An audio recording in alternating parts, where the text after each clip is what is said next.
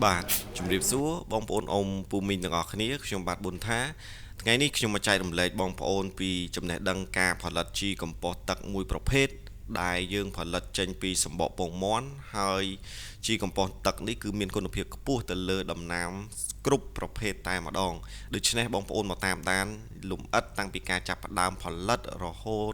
យល់ដឹងពីការប្រើប្រាស់ជីកំប៉ុស្តមួយប្រភេទនេះ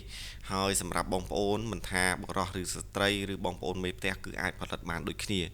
សម្រាប់វត្ថុធាតុដើមដែលជាវត្ថុធាតុដើមគោលគឺសម្បកពងមាន់ឬសម្បកពងទាបើបានពងមាន់ស្រែរបស់យើងកាន់តែល្អជាពិសេសបងប្អូនអ៊ំពូមីងដែលជាស្ត្រីមេផ្ទះឬបងនៅផ្ទះបងប្អូនអាសាធ្វើម្ហូបដោយប្រើសុទ្ធគឺតែងតែសល់សបកពងមាន់នឹងច្រើនបាទសបកពងមាន់ពងទាកុំចោលឲ្យសោះគឺវាជាមានប្រយោជន៍ខ្លាំងណាស់វត្ថុធាតុដើមទី2គឺស្កររងូបាទហើយស្កររងូនេះដែរបើសិនជាបងប្អូនអត់មានបងប្អូនអាចរកទិញស្ករអំពៅនៅក្នុងម៉ាតឬនៅក្នុងទីផ្សារដែលគេមានលក់ជាស្ករសតែស្ករអំពៅបាទស្កររៀងពណ៌រៀងក្រហមអាហ្នឹងមានឈ្មោះវាតែខ្ញុំភ្លេចបាត់ហើយខ្ញុំហៅស្ករអំពៅតែម្ដងទៅបងប្អូនអាចសួរអ្នកលក់បានហើយសម្រាប់ការផលិតជីនេះដំបូងគឺយើងអាចយកសបកពងមាន់ហ្នឹងយកទៅហាលថ្ងៃឲ្យស្ងួតពេលដែលយើងប្រើប្រាស់រួចបាទឬមួយយើងលាងសបកពងមាន់ហ្នឹងមុននឹងយើងសុទ្ធហ្នឹងគឺយើងអាចគូសឲ្យអញ្ចឹងណាលាងឲ្យវាស្អាតទៅកុំឲ្យមានដីមានអីប៉ុន្តែដោយបងប្អូនបានឃើញទេដោយសារខ្ញុំមកបង្ហាញបងប្អូនភ្លាមខ្ញុំអត់បានត្រៀមទុកមុនទេអញ្ចឹងសបកពងមាន់នៅផ្ទះបាយរបស់ខ្ញុំបាទវាមានប្រឡាក់ខ្លះវាមានស្អាតខ្លះអញ្ចឹងមកបង្ហាញបងប្អូនតែម្ដងតែបើល្អបងប្អូនត្រូវយកពងមាន់ដែរវាស្អាតបាទមិនមែនថាស្អាតទេពងមាន់វាតែងតែប្រឡាក់ឲ្យបងប្អូនប្រឡាក់ដីខ្លះប្រឡាក់ផុកខ្លះប៉ុន្តែយើងយកទៅលាងទឹកមុននឹងយើងចម្អិនអញ្ចឹងសល់សបកស្អាតហើយយើងយកសបកហ្នឹងទៅហាលបាន2ថ្ងៃអីទៅបាទវានឹងស្ងួតយកមកទុកទៅយើងរក្សាទុកឲ្យបានច្រើនយើងផលិតបានបរិមាណច្រើនអញ្ចឹងយើងយកមកដើម្បីចម្បាច់អានេះយើងប្រើដៃដោយសារវាតិចណាតែបើច្រើនបងប្អូនមានការ៉ុងបាវឬអីហ្នឹងដាក់ចូលទៅបងប្អូនដំវាក៏បានឬមានត្បាល់ឬម៉ាស៊ីនកិនអីមិនក៏បានដែរម៉ាស៊ីនទៅក្លុកអីក៏បានដែរដាក់កិនវាទៅបាទហ្នឹងហើយនេះវិធីងាយបង្ហាញបងប្អូនទេ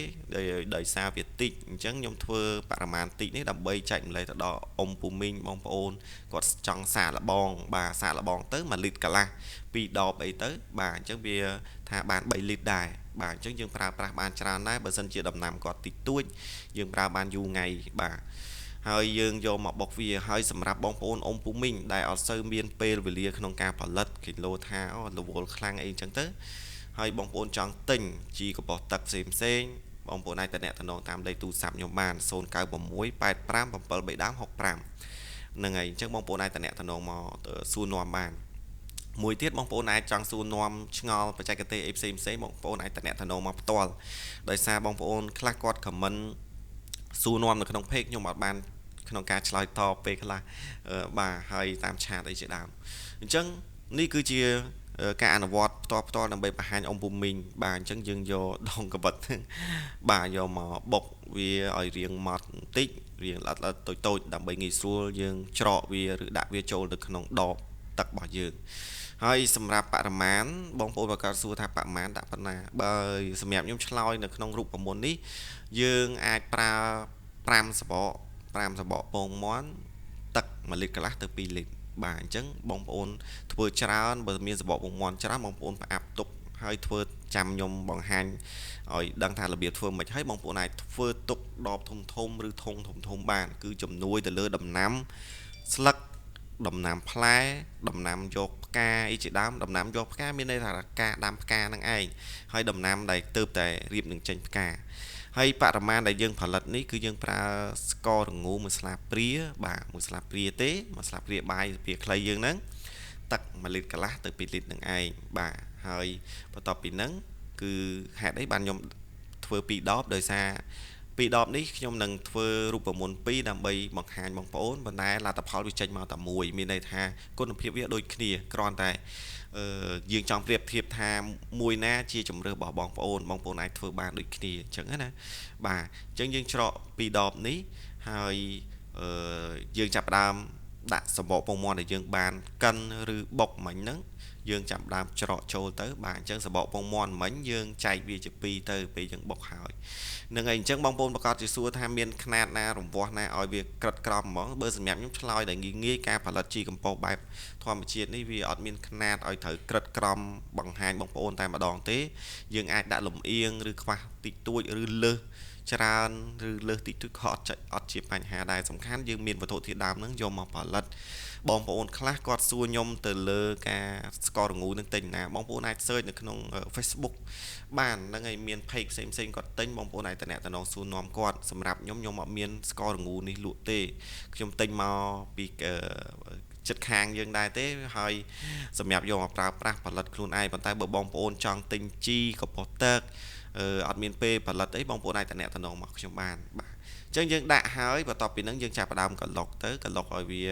បាទឲ្យវាសប់រលាយកាកស្កររបស់យើងហើយឲ្យវាប្រតិកម្មទឹកហ្នឹងឆាប់ជាមួយអាសបកហ្នឹងវាអាស៊ីតណាបងប្អូនតែពេលដែលវាកាច់រយៈពេលតែ3 4ម៉ោងហើយបងប្អូនមកមើលមកអាសបកពងមាន់ហ្នឹងរត់ចុះរត់ឡើងវារត់ឡើងលើរត់ចុះក្រោមដោយសារវាអាស៊ីតវាប្រតិកម្មរំសួលនៃអុកស៊ីសែននៅខាងក្នុងហ្នឹងគឺវាមានពពុះវាចាប់ផ្ដើមប្រតិកម្មបាទវាមានចេញសារធាតុអាចថាសារធាតុរ៉ែមួយចំនួនបាទនៅក្នុងហ្នឹងជាពិសេសកាល់ស្យូមនឹងឯងដូចជាសបកពងមាន់នេះគឺសម្បូរដោយសារធាតុរ៉ែនិងកាល់ស្យូមនឹងឯងអញ្ចឹងសារធាតុរ៉ែវាមានច្រើននៅក្នុងសបកពងមាន់បាទដោយដែលបងប្អូនខ្លះគាត់ឮតែគេថាឆ្អឹងជីឆ្អឹងភាគច្រើនគេផលិតចេញពីប្រភេទហ្នឹងបងប្អូនសបក oyster សបកខ្ចៅសបកខ្យងឬសបកពងមាន់នឹងឯងបាទហ្នឹងហើយសបកពងមាន់វាពិបាករកប៉ុន្តែបើផ្ទះបាយបងប្អូនមានបងប្អូនគួរតែផលិតបងប្អូននេះគឺដបដែលខ្ញុំបានដាក់មិញហ្នឹងគឺដាក់មេបាទមេអញ្ចឹងមុនហ្នឹងគឺយើងអត់ដាក់ទេមេហ្នឹងយើងដាក់បងប្អូនប្រកាសសួរថាចុះបើអត់មានបងប្អូនអត់មានអត់ដាក់ក៏បានដែរប៉ុន្តែបើយើងអាចធ្វើមេហ្នឹងទុកមេហ្នឹងគឺយើងធ្វើចេញពីអរម៉ូនដែលខ្ញុំបានបង្ហាញបងប្អូនហើយមេអរម៉ូនចេញពីកាពិ M150 ក៏បានឬធ្វើចេញពីទឹកដោះគោជូរទឹកដោះគោឆៅជាមួយពងមាន់អីក៏បានដែរហើយយើងយកមកដាក់គឺវាឆាប់កាច់ហើយជីទឹកហ្នឹងគឺវាមានគុណភាពលឿនឆាប់បានប្រើប្រាស់សម្រាប់ការរក្សាទុកគឺបងប្អូនអាចរក្សាទុកកន្លែងដែលអាចនិយាយពាក្យមួយម៉ាត់ថាវាត្រជាក់ប៉ុន្តែវាមានពន្លឺ